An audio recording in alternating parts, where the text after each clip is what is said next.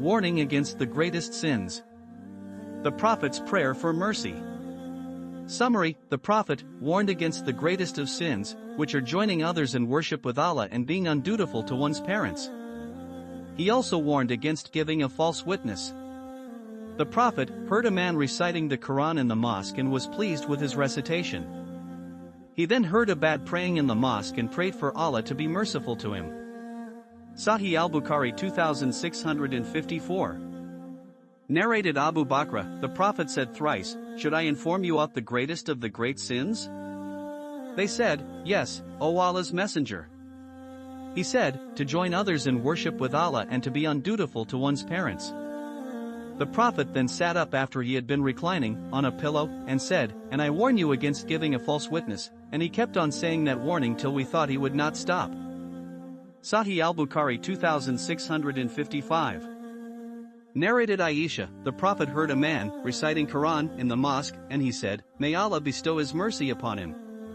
No doubt, he made me remember such and such verses of such and such surah which I dropped from my memory."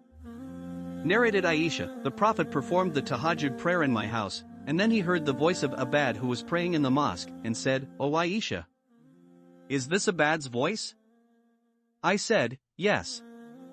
He said, "O Allah, be merciful to Abad." Explanations. In the first hadith, the Prophet Muhammad taught us about the greatest of sins that we should avoid. These two sins are joining others in worship with Allah and being undutiful to one's parents. Joining others in worship with Allah means worshipping anyone or anything other than Him alone. Being undutiful to one's parents means not respecting them or not taking care of them when they need it most. The Prophet also warned us against giving a false witness, which is lying about something that you have seen or heard from someone else. We must always be truthful and honest when speaking about something so that we can maintain our integrity and trustworthiness among people around us. The second hadith is about the Prophet Muhammad's prayer for mercy upon hearing a man recite from the Quran in a mosque. It shows us that we should appreciate those who are devoted to their faith and show respect towards them. We can also learn from this hadith that it is important to pray for others as well as ourselves. The Prophet Muhammad showed us how we should treat each other with kindness and compassion by praying for mercy on behalf of another person.